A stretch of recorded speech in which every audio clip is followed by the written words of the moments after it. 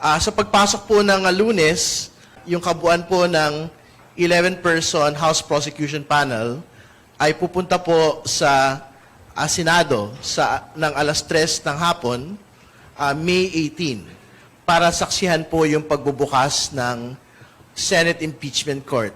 Batay po doon sa pronouncement at liham ni Senate President Alan Peter Cayetano. Kailangan palitan ang pamumuno dahil wala nang tiwala ang tao kay Alan Peter Cayetano. Kayo ba'y naniniwala na kaya nagpalit ang liderato ng Senado para hindi matuloy o madelay ang impeachment? May bahagi na yun yung agam-agam ng mamamayang Pilipino, di ba? Kasi ano bang mga effects ng pagpalit ng Senate leadership? May nakita akong tatlo, possibly, di ba? Lalo na't yung bagong majority, publicly, aligned with VP Sara Duterte. And publicly, during the 19th Congress, nagpasa ng mga motion para ipatigil yung mismong trial proper, whether that's motion to dismiss, or motion na pagbotohan natin kung magko-convene ba tayo as an impeachment court anyway. Ano ba yung tatlo na inaasahan natin? One, delay in the process. Yung reinterpretation nga ng word na forthwith. Number two, yung conduct of the trial itself. Ano bang nakita natin sa kasaysayan? Nakita natin, di ba, during the impeachment trial ni former President Estrada, nagkaroon ng discussion yung Senate kung bubuksan ba nila yung envelope that contains evidence na ikukonsidera sana ng impeachment court para masabing guilty or not sa impeachable offense si former President Estrada. Will we see the same for this trial?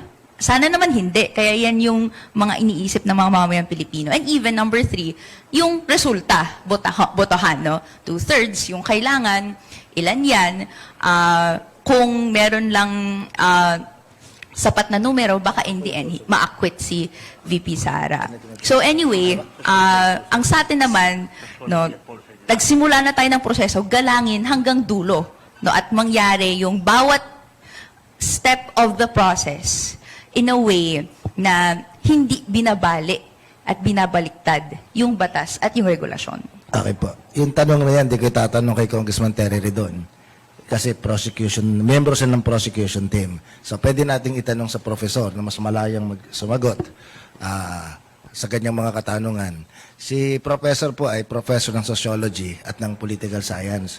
Kayo ba'y naniniwala na yung pagbabago o diretso natin, yung kaguluhan sa Senado, iisang layunin na madelay o hindi matuloy ang impeachment?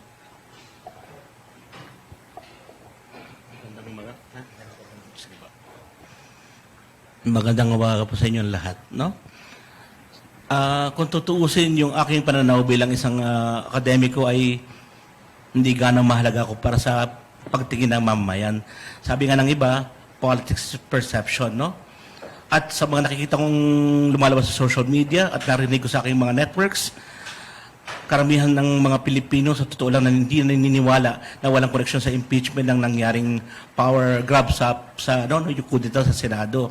So kahit anong pasabihin ng mga politiko, nasa isip ng tao, yan ay ginawa para mapabagal ang pagtakbo ng impeachment proceedings. Kaya nga kami sa Consumer at Mamamayan, kasi yung aking samahan na kinakatawan dito ay isang Consumer Advocacy Network, Ang tingin ko, kung nais natin na magkaroon ng tiwala muli ang tao sa Senado, dahil sila magpuproseso ng impeachment, may dalawang dapat gawin ng Senado. Una, kinakailangan palitan ang pamumuno dahil wala nang tiwala ang tao kay Alan Peter Cayetano. In fact, last night, I was asked to sign an alumni group of UP campus leaders, former leaders in UP Student Council na hingin ng pagbibitiw ni Alan Peter Cayetano. Mayroon ng pumirma na mahigit 150 dating student leaders sa UP na pinapanawagan na tagalin si Cayetano o paalisin si Cayetano sa kanyang posisyon ngayon. At yung halos kalahati ng mga pumirma ay mga dating kapartido mismo sa UP. Hindi lang yung mga kagaya ko na kalaban niya sa politika sa UP. So medyo talagang sana naman mahiya ang ating Senate President at bumaba na siya. Pangalawa, kinakailangang ikonsidera ng Senado na ma-expel o matanggal si Bato de la Rosa sapagkat hanggat siya isang senador, bilang siya, kasama siya sa bilang ng mga senador na kailangan magproseso ng impeachment at marami ng tao ang tingin ko hindi talaga naniniwala sa kanyang pagiging senador at nasa tamang pag-iisip siya ngayon para magdesisyon. Alam naman ang lahat na siya isang supporter ni Digong at lalo na ngayon na nakapataw sa kanyang isang warrant of arrest, basically siya isang fugitive, no? Pugante na siya, wala siyang karapatan maging senador, dapat tanggalin sa Senado. Sa gabi na yun ng Miyerkules, may mga panawagan eh. At may na punta kayo rito, tulungan niyo ako. Magtipon-tipon kayo rito. At sinasabi na yung pagpapaputok ay maaaring isang uri ng pananakot o paghingi ng tulong sa mga tagahanga na ina-assault kami, ipagtanggol ang integridad namin ng institusyon pala. Walang dumating. Anong foreboding nito as a sociologist that you are, as a political scientist? Ano ba ito? Wala na bang naniniwala? Kasi naalala ko nung kwento ng lolo ko, nung EDSA People Power 1 Isang tawag lamang nung nakasutana, bumaha ang tao. People Power 2, yung EDSA 2. Isang tawag din ng mamang nakasutana, bumaha ang tao. Ay ito kita natin, pag nahulog ang karayom, ang tatamaan, semento hindi ulo ng tao. Hindi po ba napansin nga natin, ilan mga panawagan na ang ginawa ng mga leader o mga kinatawan ng Duterte supporters, no? At nakita natin hindi nila kaya magpatawag, mag-mobilize ng maraming bilang mga tao at masustain ito. Kahit si Harry Roque, si Mike Defensor, nanawagan sila, walang nangyari. So, ngayon, tingin ko, lalo pa si Alan Peter Cayetano, bilang isang senador na wala na sa moral high ground, ika nga, no? Para manawagan sa kung ano ang tama at mali sa ating bansa. So tingin ko hindi nila kakayanin mag-mobilize sa maraming tao.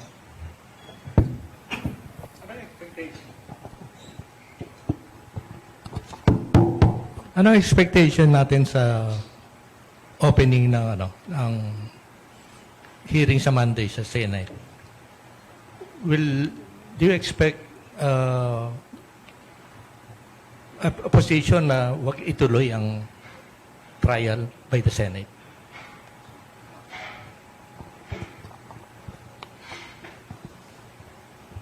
O kailangan maging vigilant tayo. That's possible. No? So, kailangan i-apply doble-doble yung pressure sa Senate. And ginagawa na to ng kabataan para maramdaman yung totoong pulso ng taong bayan, which is dapat simulan na sa kagyat forthwith ang trial. No? Clear naman po yung numbers. No? May recent survey, nagsabi 69% gusto nang magsimula yung trial. Kahit mga mismong supporters ni VP Sara gusto magsimula para ma-clear yung name niya. Unfortunate lang na sa lahat ng opportunities na na-provide kay VP ay hindi niya po hinawakan yun or ginamit para ibigay yung sagot na taon-taon nang hinihintay ng taong bayan. No? So, ang sa parte naman ng kabataan, no, sila ay nag-raise din ng alarm na yung change in leadership could mean a detrimental effect on the impeachment trial. That's why different organizations na mga pinanggalingan din ng mga senators na nasa bagong majority, pinapanawagan din sila na gamitin yung konsensya nila para bumoto and even umakto accordingly doon sa konstitusyon at batas. So, inaasahan natin pero kung kumilos yung mga mayan, kung kumilos ang kabataan, mararamdaman natin yung pag-prevent nun. Parang ang nangyari, hindi ba si Vice President Sara, she dismisses all yung nilalaman ng articles of impeachment. Parang sinasabi yan, this is pure fiction, baseless, unfounded. So, can we expect yung mga pro-Duterte dun sa among the senators to reflect the same stand and ipakwash yung impeachment trial? Baka may range of stances sila. No, meron dyan, maghahawak ng posisyon na dapat may trial pa rin tumuloy-tuloy kahit papaano. Then sa loob, pwedeng maniobrahin yung motions in a way favorable kay VP Sara. Meron namang puposisyon na hindi talaga gawin at all ang trial. No? Wag simulan dahil reflecting yung position ni VP Sara, quote-unquote, baseless siya. No? Pero ang sa atin naman, ang klaro, at every step of the way, public records yung hawak natin. Government documents ang hawak natin para masabi na may basihan na yung impeachment offenses sina-charge sa kanya, dapat i-hash out to a full-blown trial. No? So, andyan yung confidential and intelligence funds na ang COA na mismo naglabas ng mga desisyon and even desisyon sa apela ni VP at ng OVP, no, na meron dyan nahanap na hindi naayon sa memorandum nila yung paggasta at may ino-order at may inuutos na ibalik sa kaban ng bayan. Meron din yung unexplained wealth, 6.7 billion pesos flagged by the Anti-Money Laundering Council na covered at suspicious transactions. Malaki yun. Hindi patumpik-tumpik at hindi kung saan-saan nahugot na numero. And actually, empowered yung AMLAC na i-receive from the banks themselves na sila nag-report na fina-flag nila yung gantong klaseng transactions. And even, yung outright statements, sinasabi sa mamamayan, papatay siya ng tao. Nakaka-alarma yun, di ba? So, yan lahat public records yan. Dumaan sa mahabang proseso para sumunod sa rules of evidence na maisumite sa House Committee on Justice and sa Senate to convene as an impeachment court. So, may mga magsasabi ng ganyan, pero confident tayo na dumaan yan sa proseso na hindi masasabi at maibabato yung ganong akusasyon. Kay Kong Terry, Kong, yung naging botohan, resulta ng botohan sa Kamara, very historic. Pero sa lahat ng mga miyembro ng Kamara, kayo yung very consistent dun sa forecast na bago pa lang dumating yung botohan, nagbigay na kayo ng numero at yung numero nyo napakalapit dun sa naging turnout. Ano ba ang nilalarawan nung ganong kalaking boto? Ibig bang sabihin talagang nalansag na yung mga kaalyado ng pangalawang Pangulo sa Kamara? Bago po ang lahat, magandang umaga sa ating lahat. Actually, parang malayo nga yung sinabi ko. Sabi ko, 215 nung Webes, pero pumalo pa rin po ng 257 So, ang actual po expectation ko po nung araw na yon ay papalo lang po ng 235 po yung boto. Pero 257. Yung pong 257 ay 80% ng kabuuan po ng Kamara. So, overwhelming po yung boto to impeach the Vice President. At tama po kayo na even within the strongest bailiwicks of the Vice President and the Dutertes within Mindanao, within Cebu, within Visayas, hindi po ito nag-turn out for the Vice President.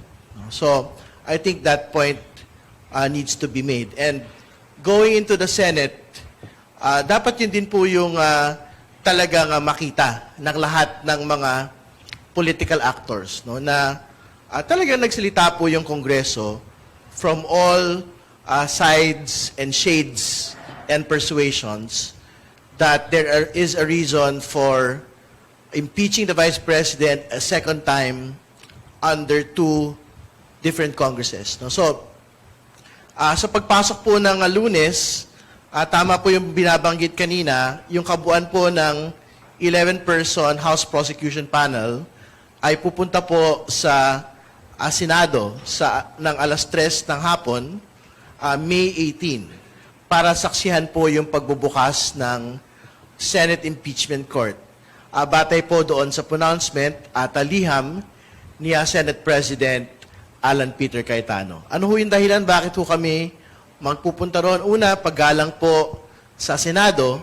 Pangalawa, paggalang po doon sa proseso na itinatadhana po ng konstitusyon po mismo.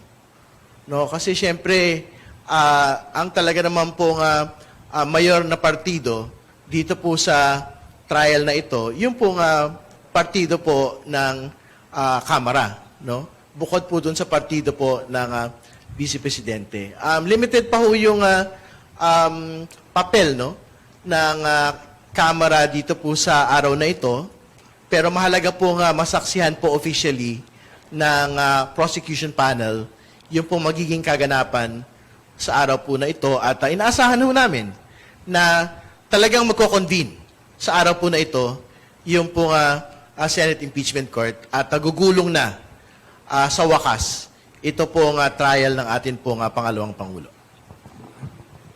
Kung Terry, balikan ko lang yung una yung sinabi na dumami, 257 ang bumoto.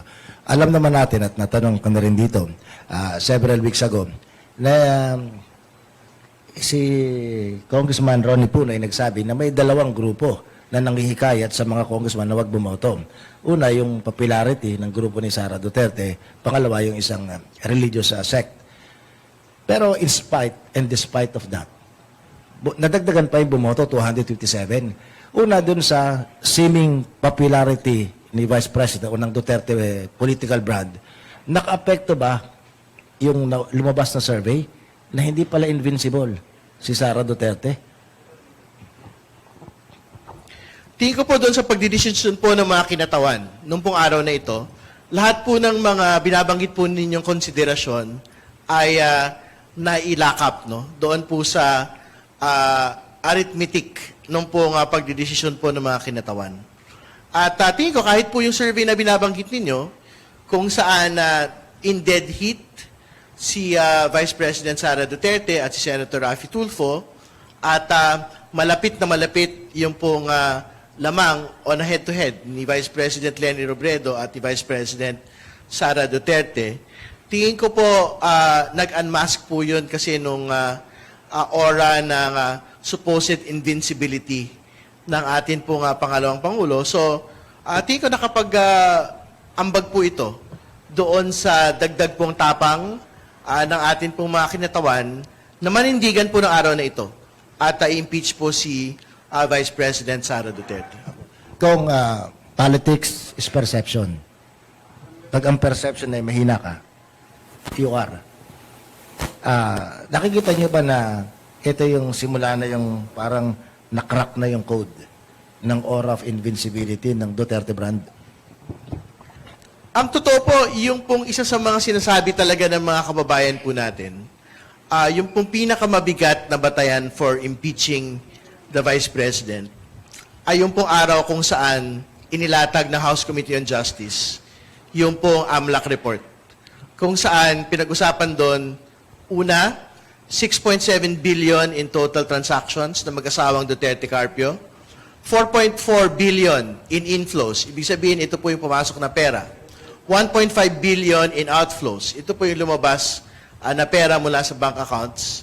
2.8 billion in net inflows. Ito po yung natitira sa mga accounts po nila.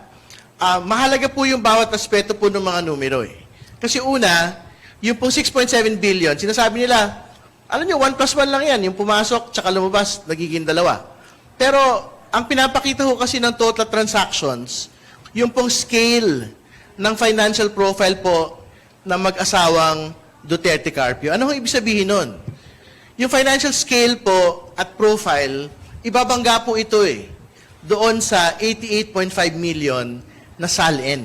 Kahit sino kausapin natin, accountant, financial expert, ang sasabihin ho nila, hindi kayang magluwal ng 88.5 million na net worth ang isang 6.7 billion na scale po of financial transactions. Yun yung una pa lang.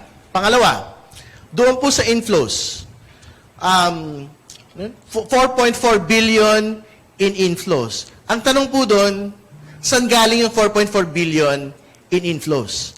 Ano ba sila? Sila po ay public servant, mga abogado, meron pong mga naluluging mga negosyo.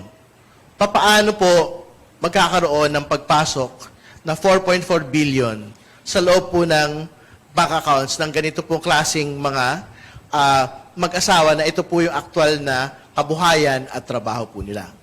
Pangatlo, yung pong outflows. 1.5 billion in outflows. Ang tanong po roon, saan napunta? Yung pong 1.5 billion. Kadalasan po, ito po ay napupunta sa expenses, napupunta sa investments, napupunta sa pag-aari.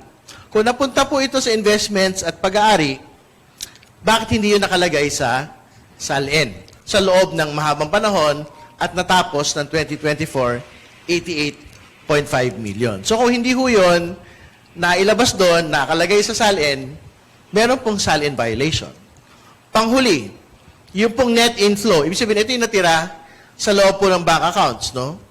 So, again, kung natira po yan, dapat nakalagay yan doon sa SALN ng atin pong pangalawang Pangulo. Pero nakita ho natin, from 2019 to 2024, walang nakadeklara ron na cash deposits, wala po nakadeklara ron na cash on hand. So, yan po yung mga pag-uusapan po talaga ng mga aktual na ebidensya pagdating po sa trial, and yung dagdag na mga ebidensya pag nakapag-unseal na ng BIR documents at nakapagbukas na po ng bank accounts ng mag-asawang Duterte Carpio.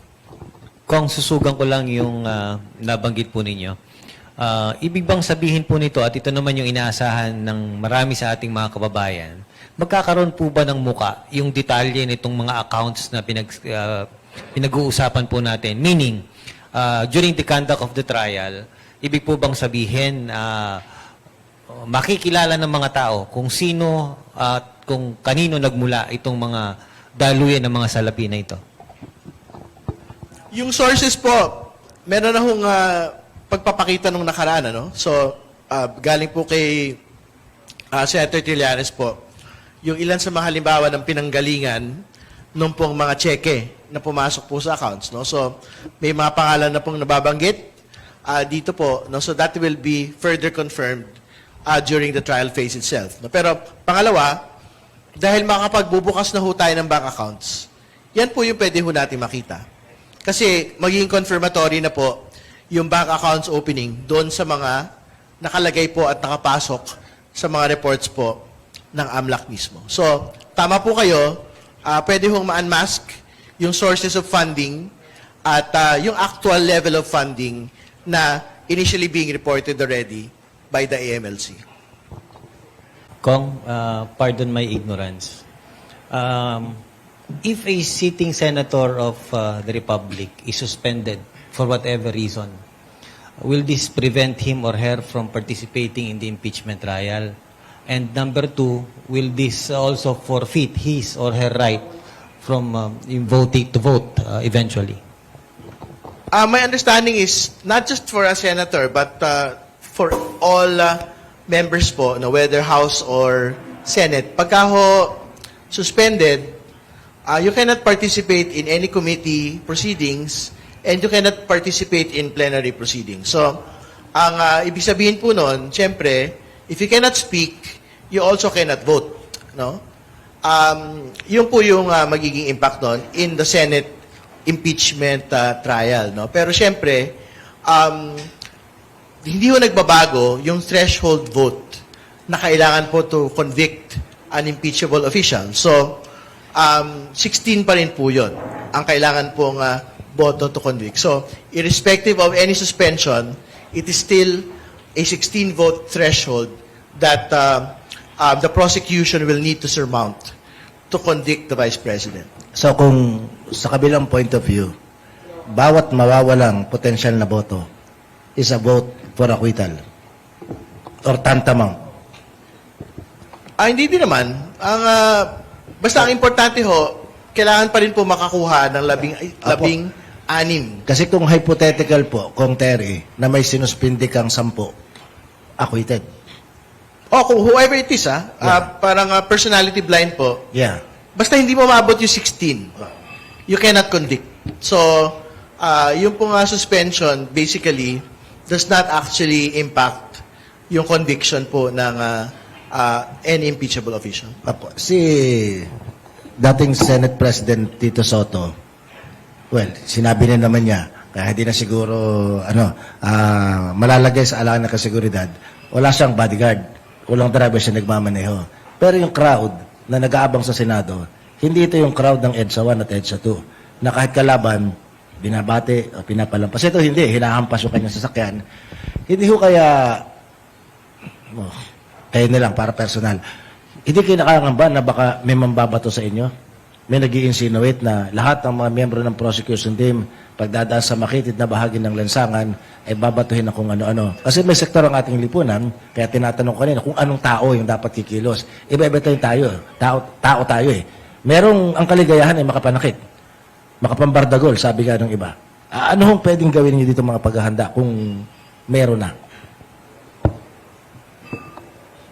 Well, inaasahan po natin yan, pero inaasahan din naman po natin na bukod sa mga supporters po ng pangalawang Pangulo, meron din pong mga supporters na impeachment na darating po doon, no?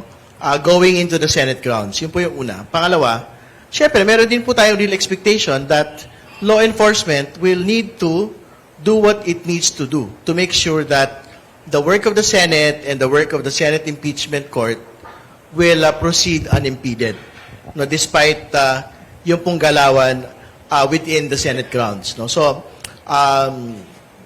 syempre naghahanda ho kami kung paano man ho yung magiging itsura po logistically nung pong pagpunta from the House to the Senate on Monday, no? Pero yung particular na detalye po na yon, syempre secret na lang yun. Kung again, pwede bang hingin ko uli yung inyong pananaw at payabungin niyo yung kaalaman namin?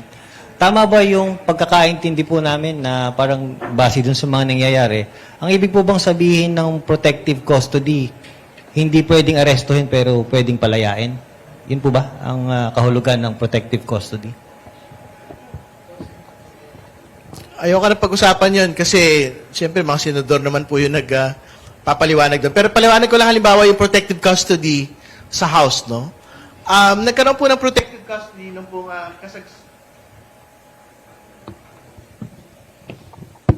paliwanag ko lang po yung protective custody sa House, no? Kung saan meron akong aktual na karanasan.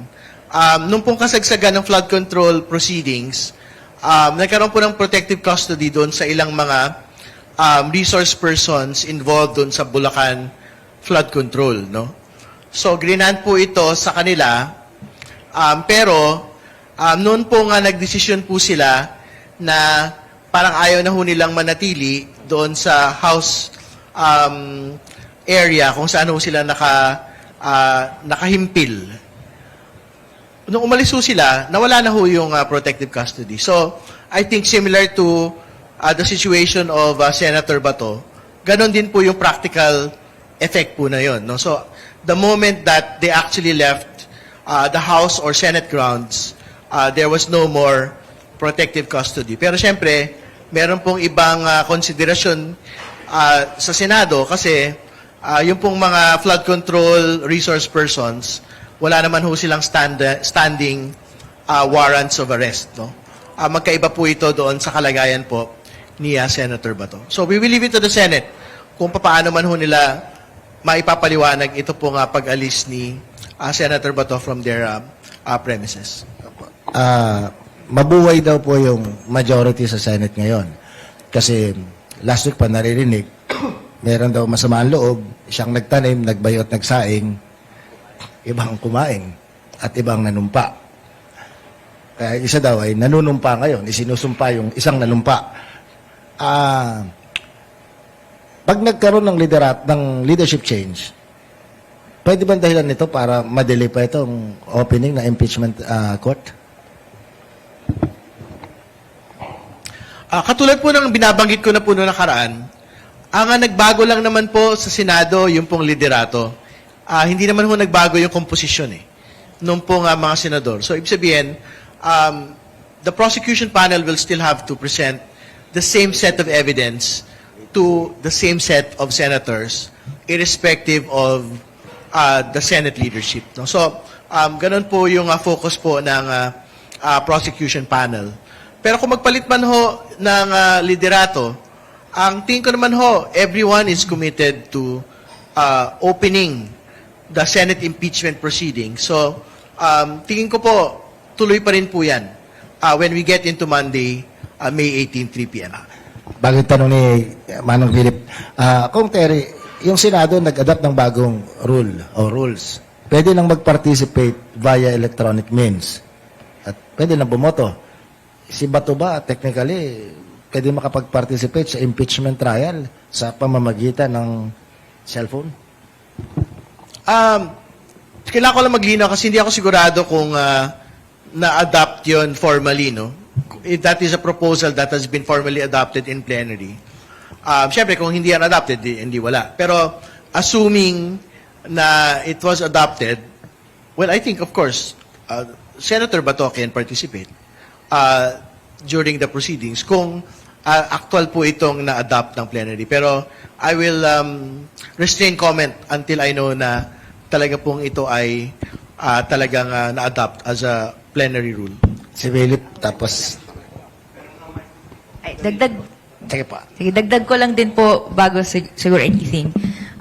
Sa mga appearances ni Senate President Alan Peter Cayetano, sinabi naman niya na hindi niya nakikita na may amyendang mangyayari. So, panghawakan natin na magiging totoo yun kung kamakailan.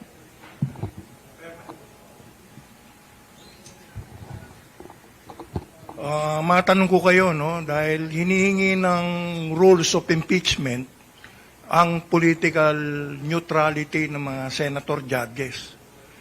Pero nakikita naman natin kung ano sinasabi. Ito si Kamoting Robin, iba sinasabi. Si Babs naman, iba rin ang sinasabi. Ano ba talaga yung rules of impeachment dyan? Sino ba talaga? Ano ba talaga ang mekanismo niyan? Sino ang pwedeng humingi na i-disqualify ang tulad ni Kamote, no? Kung ano sinasabi, no? Sino ang pwedeng humingi na wag na sumali yan, yung mga ganyang senator judges? Anong paraan para ma-disqualify yan?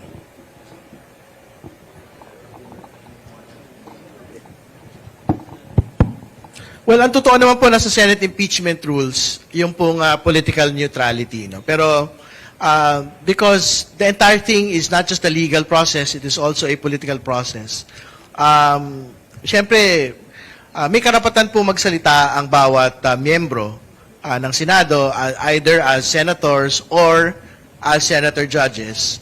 So gagalangin po natin ito. No? So I don't think at this point meron pong intention ang prosecution panel to ask for the inhibition of anyone.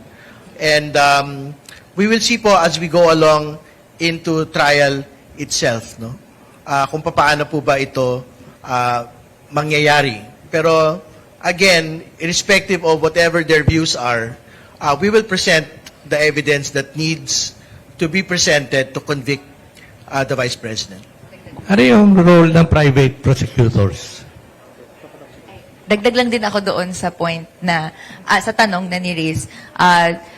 Mataas din yung paggalang na binibigay sa legislative branch na gumawa ng sariling rules at i-enforce ito sa kanyang mga miyembro. Ito po ay mga desisyon ng Korte Suprema na matagal nang in-establish. So, ang isang paraan na lang din para ma-ensure na ang mga senador natin ay totoong i-exhibit ang political neutrality ay kung active participants din yung mamamayan sa proseso. So, ipaalam ng mamamayan anong saloobin at pagtingin nyo doon sa mga ilang manifestasyon, tanong o magiging sagot ng mga members ng ating impeachment court. Yun po sana yung inaasahan nating active participation ng mamamayan.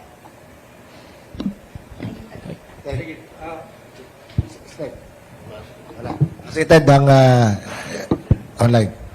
Kung Terry, yun nga, kailangan ng 16 votes para ma-convict si VP Sara. And nabanggit nyo nga, itong trial is a political process. Ano yung game plan ng House prosecution to convince yung pro-Duterte senators na i-convict si VP Sara?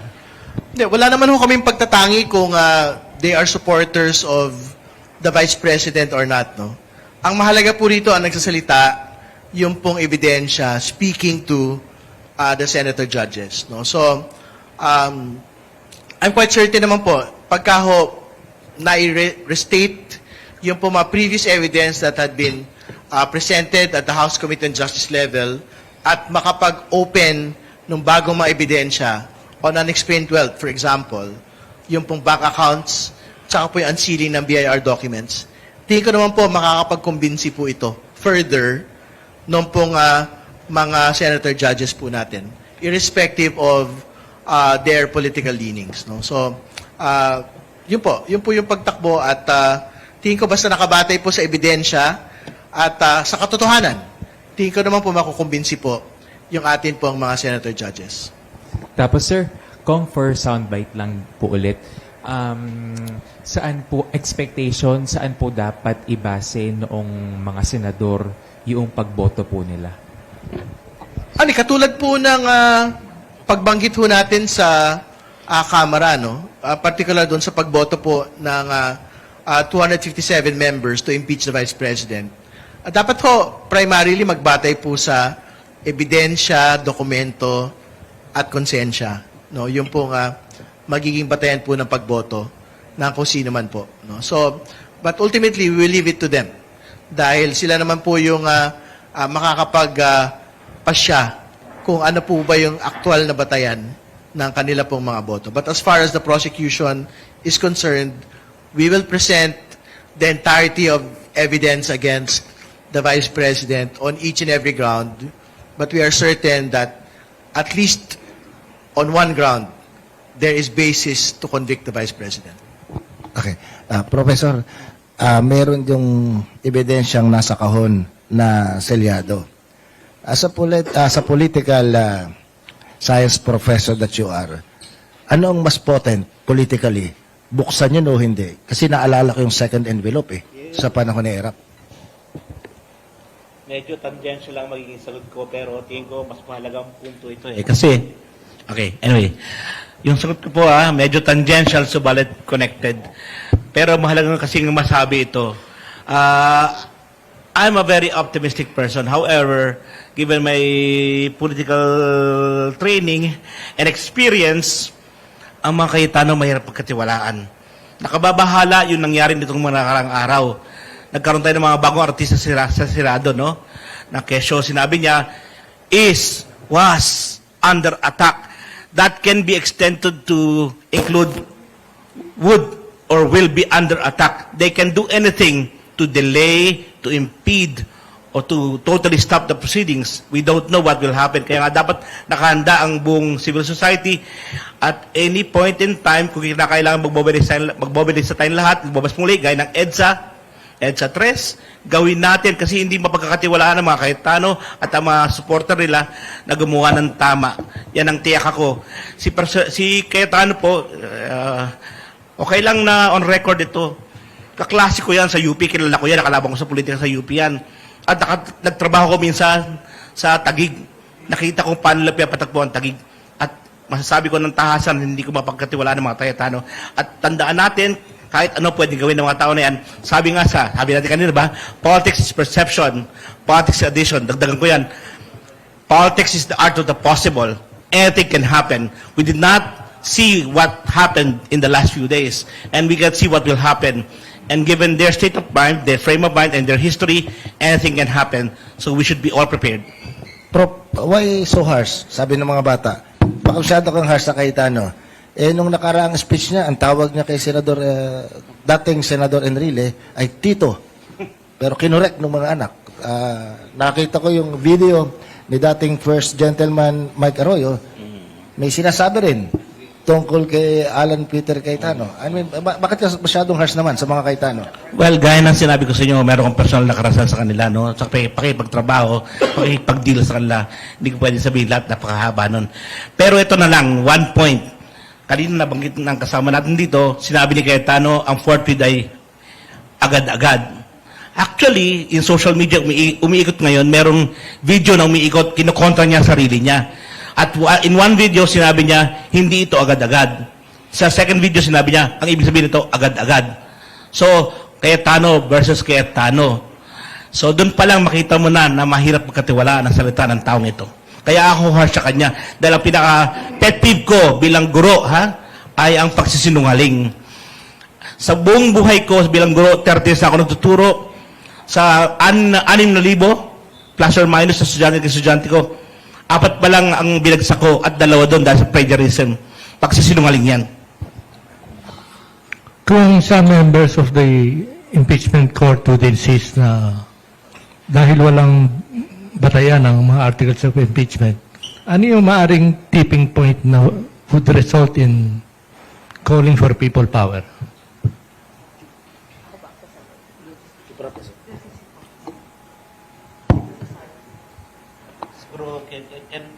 Can you reframe the question, sir? Ano yung magiging Tipping point. tipping point Tipping point.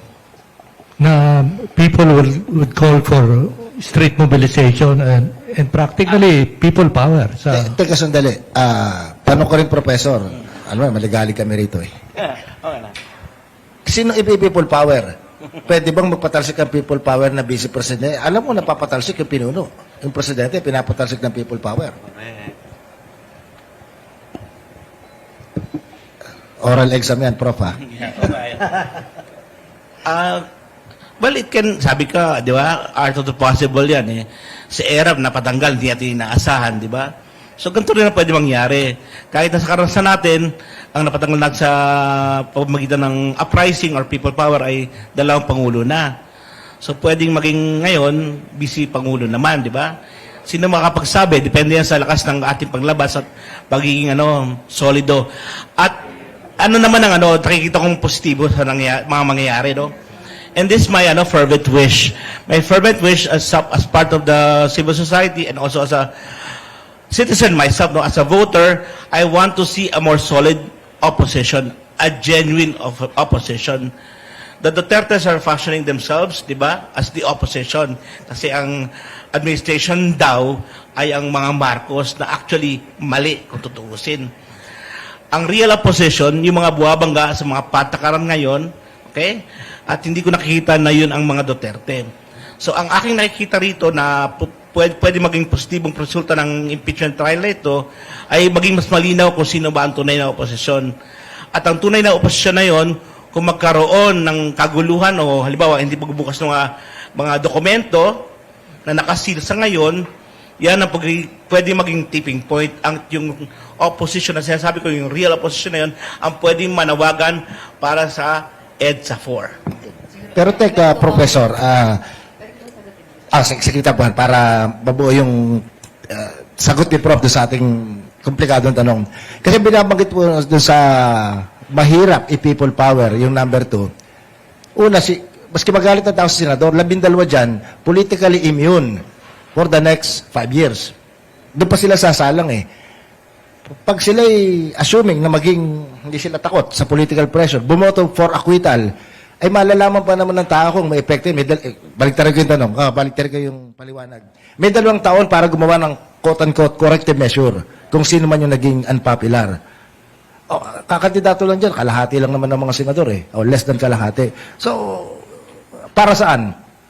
Sino ipipressure ng movement na yan ng mga tao? Assuming na magkakaisa ang tao para kumilos.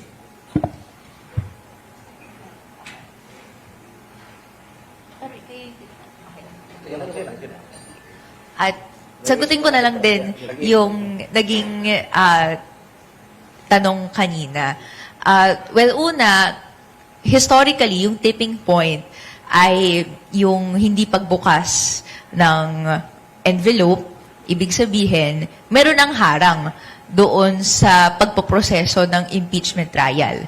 So, kung may makita tayong ganong similar na incidents, kailangan nating pagbantayan, no?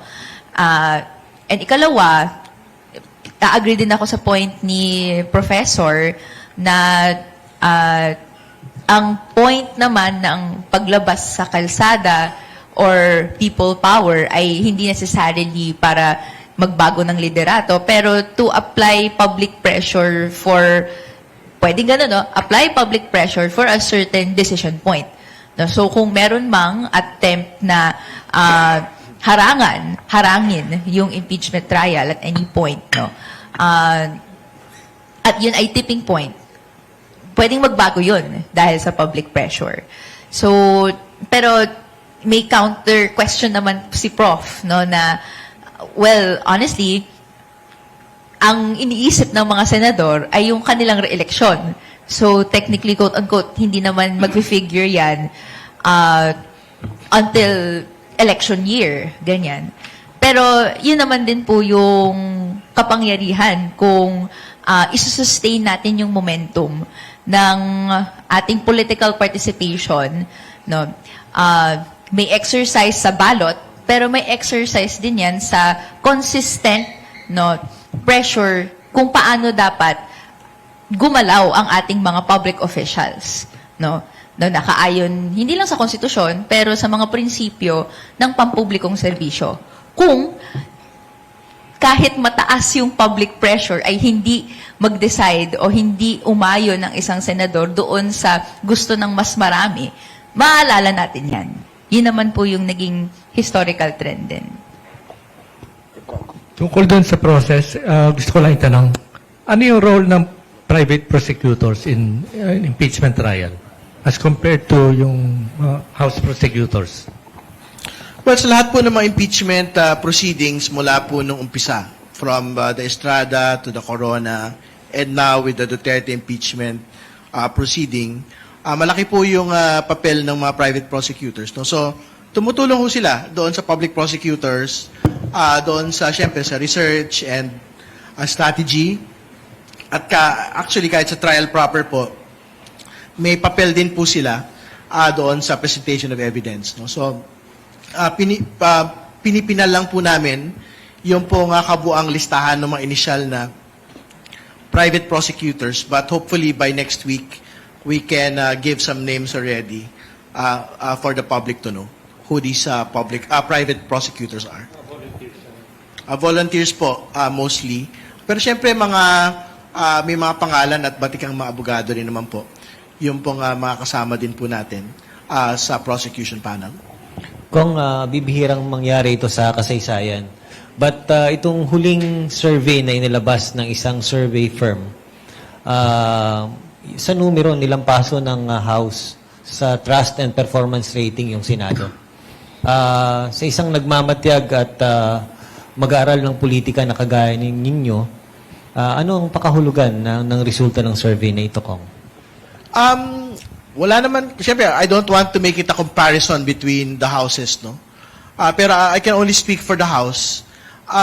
Ito po kasing mga surveys relating to performance of the House of Representatives is a reflection of what we had been doing on matters relating to accountability, no? So, hindi lang naman po ito tingin ko tungkol sa impeachment, tungkol din po ito sa lahat ng iba pang mga nauna na mga accountability mechanisms and proceedings that we had undertaken, no? So kasama diyan syempre yung flood control investigations, Quadcom nung sa nauna pa, at ito na nga, ito po nga impeachment proceedings sa House, no? So nakita niyo naman po kung papaano din ho namin na sineryoso yung po nga kabuang proseso na ito, no? So malaking bahagi po rito talagang hindi ho nag-grandstand yung pong mga kinatawan at talagang very direct to the point at paggalalatag lang po talaga na ebidensya yung pinag-uusapan doon po sa mga proceedings na ito. So, I think that is the reason why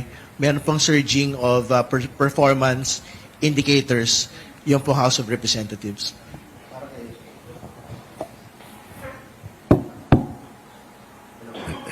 Hello. Para kay Professor, kanina tinanong ko kayo as a political scientist professor at as a sociologist. Yung grupo nyo consumer at mamamayan. Nireserba ko yung huling tanong para sa inyo Ano masasabi nyo, kasabi ng iba, para di matuloy impeachment? Yan namang impeachment hindi naman makakain yan Hindi nakakabusog yan, dami naghihirap, ba't yan na pinag-uusapan? Kayo bilang grupo nyo, advocate ng karapatan ng mamamayan at ng consumer, paano nyo ito ipaliliwanag?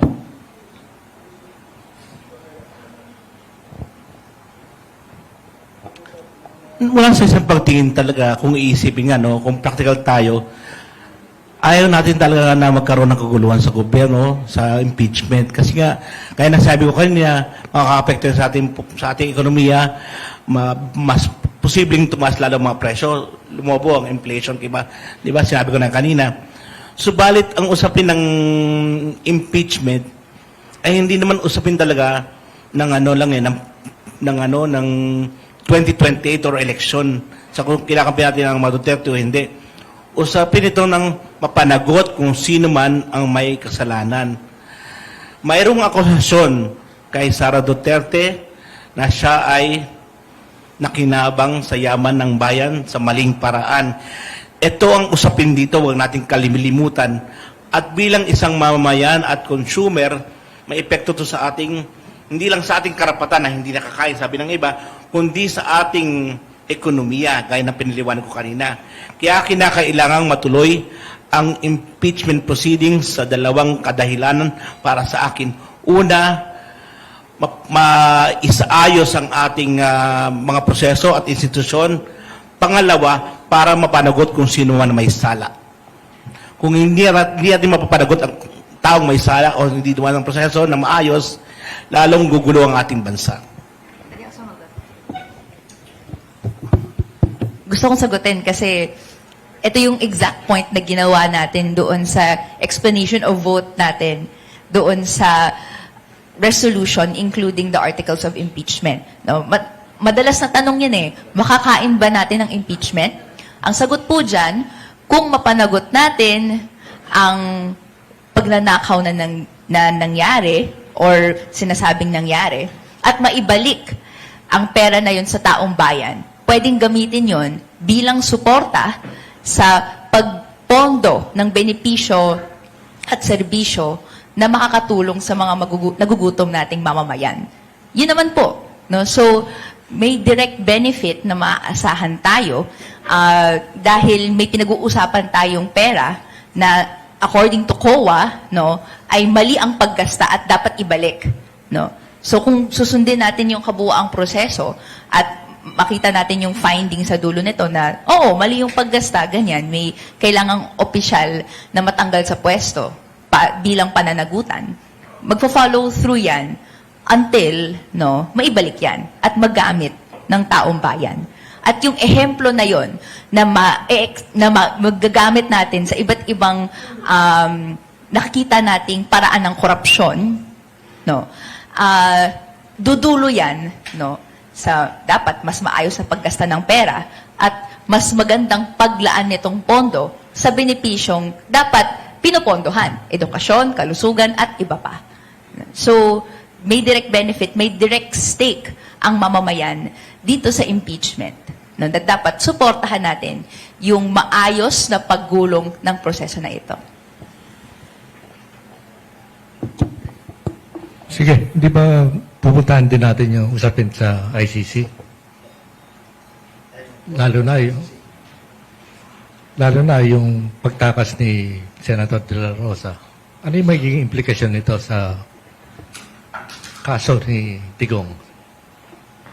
Yung crime against humanity. Well, siguro, bago lahat yon, gusto ko lang din ilinaw, no, ano yung mga legal na batayan na dapat hindi takbuhan na ni Senator Bato de la Rosa yung arrest warrant. No, dalawa yan, no, sa pananaw ko. No. Una, kahit lumabas na sa treaty, sa Rome Statute, ang Philippines, hindi mabubura nito yung mga obligasyon at responsibilidad na hawak at dapat sundin pa rin natin noong miyembro tayo. No? nakalagay sa Article 27 and Article 127 ng Rome Statute na una, hindi maaaring gamitin yung official capacity o yung posisyon ng anumang opisyal bilang immunity, no? Para hindi masunod yung mga proseso na nakalaan sa Rome Statute, including affecting a warrant or even undergoing an investigation. No? So, and ayun nga po, under the article on jurisdiction, yung mga obligasyon at responsibilidad natin noong miyembro tayo, which was prior to 2019, dapat tuloy-tuloy at gawin pa rin at hindi mawawala porket lumabas tayo. So, yung investigation laban kay Senator Bato, inclusive of his acts from 2016 to 2018, saklaw po niyan yung mga dapat obligasyon pa rin na sinusunod natin bilang dating miyembro. Una yon. Ikalawa, andyan din yung ating lokal na batas. RA 9851 localizes o ina-adapt natin sa sarili nating batas yung mga probisyon ng Rome Statute. And Section 17 on jurisdiction says that the Philippine authorities may allow international bodies na nagko-conduct na ng investigation na mag-proceed pa at na lang in lieu of the Philippine authorities kung may nasimulan na. So, sa punot dulo po, dahil may nasimulan na, dapat suportahan po ng gobyerno ng Pilipinas yung pagtutuloy-tuloy ng proseso na ito. Nasa sariling batas po natin yan. So, yun po siguro preliminarily. No? Doon na po sa tanong, no? Which is yung anong effect po nito sa mismong case ni former President Rodrigo Duterte. Hindi po, tumitibay yung kaso laban kay former President Rodrigo Duterte sa ginagawa ni Senator Bato de la Rosa, no? Dahil nakita natin na yung pagtakbo niya doon sa pagsagawa ng proseso ng warrant, dumadagdag sa argument na flight risk siya and therefore kung siya man ay ma-detain, no, hindi mag-grant yung anumang request for temporary release. Dadagdag din po ito sa possible arguments na gamitin laban kay former President Duterte. Sa punot dulo po nito, kaya ang panawagan po ng kabataan, no, ay pagulungin na si Bato sa ICC. And ma-affect, no, yung warrant and yung processes accordingly. Okay, kung Terry, dun sa issue ng ICC, hindi ba yung trampling dun sa ating justice system sa kaso ni Congressman, Senador Bato, pagpapakita na hindi kayang panagutin sa ating sistema ang makapangyarihang tao, kaya sabi ng iba, nararapat na talagang dalhin sa ICC.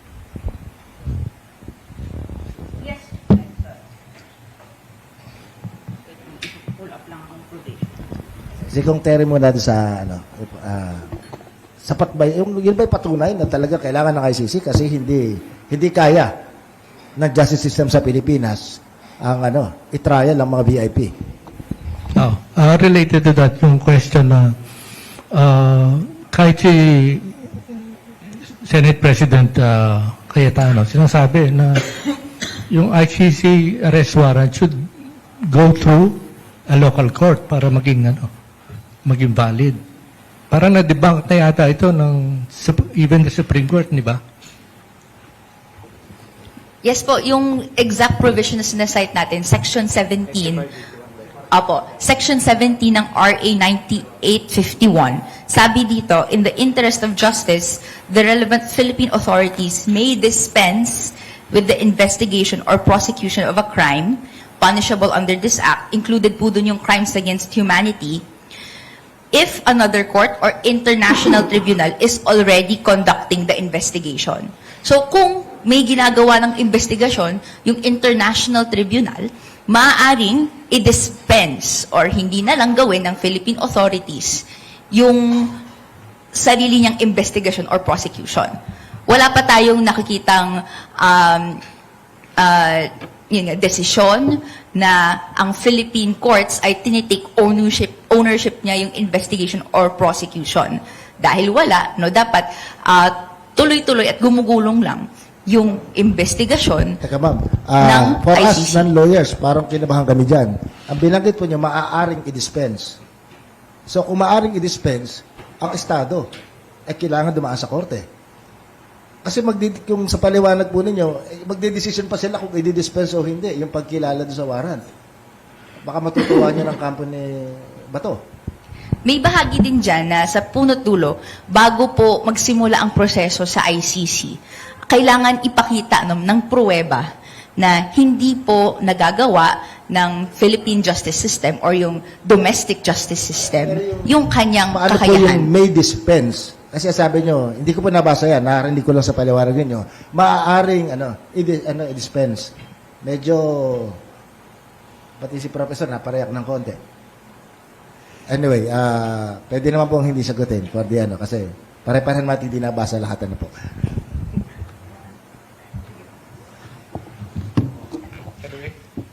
Wala nang questions from media? Sige, hintayin na lang natin ang nangyayari sa Lunes. At this point, I'd like to thank Congressman Terry Redon, ng miyembro ng House Committee on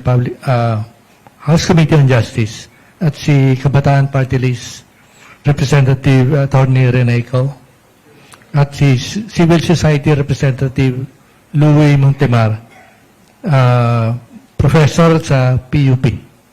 Maraming salamat sa inyong pagdalo at magpaliwanag ng mga issues tungkol din sa impeachment at yung ICC impeachment, crimes against humanity. Maraming salamat din sa media sa inyong pagdalo at makita-kita ulit tayo sa next Saturday. Thank you.